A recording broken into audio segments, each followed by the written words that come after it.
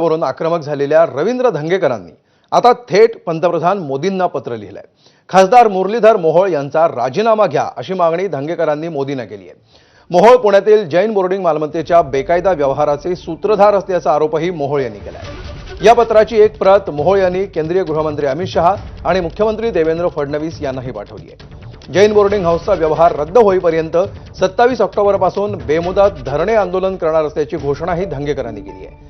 गेल्या काही दिवसांपासून दररोज मोहोळांवर नवनवे आरोप करणाऱ्या धंगेकरांनी आज थेट मोदींनाच पत्र पाठवलंय।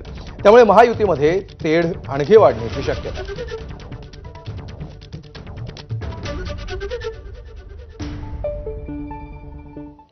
दरम्यान धंगेकर आणि मोहोळ प्रकरणावर उपमुख्यमंत्री शिंदेंनी काय म्हटलंय आणि त्यावर धंगेकरांनी काय प्रतिक्रिया दिली आहे पाहूया।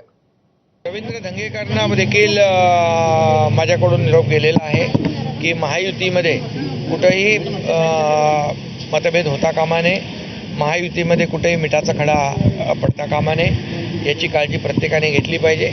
आणि मी त्या दिवशी पण जेव्हा पुण्यात गेलो तेव्हाही मी भाष्य केलं होतं, आजही करतो। प्रत्येक कार्यकर्त्यांनी महायुती जपली पाहिजे आणि महायुतीमध्ये कुठेही बेबनाव होईल अशा प्रकारचं कृत्य वक्तव्य करू नये। एकनाथ शिंदेंचा जेव्हा फोन आला तर काय म्हणले ते तुम्हाला? मी तुम्हाला हे सांगतो की दोन्ही प्रकरणामध्ये त्यांनी मला पुण्यातल्या गुन्हेगारांना क्षमा करणार नाही हे कोण बोलले? एकनाथ शिंदे बोलले। म्हणजे तुम्ही मुरलीधर मोहोळवर दिल्ली आरोप करत राहा असं म्हणले ते? मी परत एक सांगतो की विकृतीवर बोलत राहा, मी मुरली मोहोळांवर आरोपच करत नाही, त्यांच्या विकृतीवर आरोप करतोय। मग काय म्हणले ते? करा का नका करू? मी बोलतोय ना आता, म्हणजे त्यांचं सूचना मला जी आहे ती फक्त पक्षावर बोलू नका, विकृतीवर बोला। म्हणजे बीजेपीवर थेट बोलू नका, मात्र इथं जे काही चुकीचं चाललंय त्याच्यावर बोला। मी देवेंद्र फडणवीस साहेबांचं कौतुक करतो का नाही? काल त्यांनी छडी उघडली, आज लाईनीत आलेली दिसती गाडी, आता ती पोचन स्टेशनवर।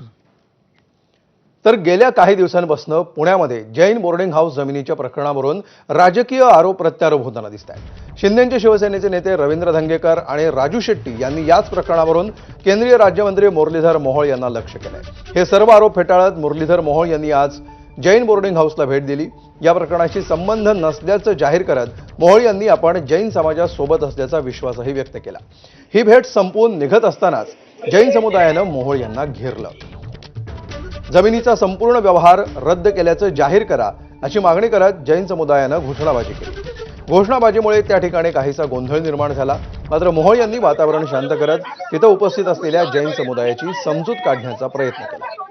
100% मी आज शब्द दिलाय, गुरुदेवजींच्या समोर दिलाय की हा विषय संपलेला। ऐका ना, कसा संपेल? ऐका ना, व्यवहार कुणी केलाय? त्यांना मी केलाय। काय बोलता? तर जैन समुदायानं काय आणि कशी घोषणाबाजी केली पाहूया।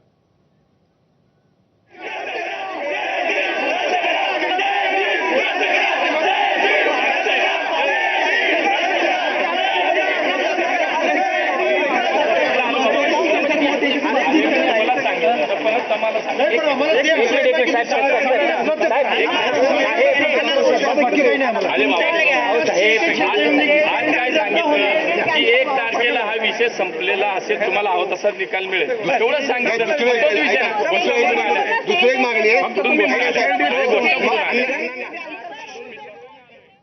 तर जैन बोर्डिंग हाऊसमध्ये संवाद साधताना मोहोळ आणि जैन मुनी यांनी काय म्हटलंय बघूया।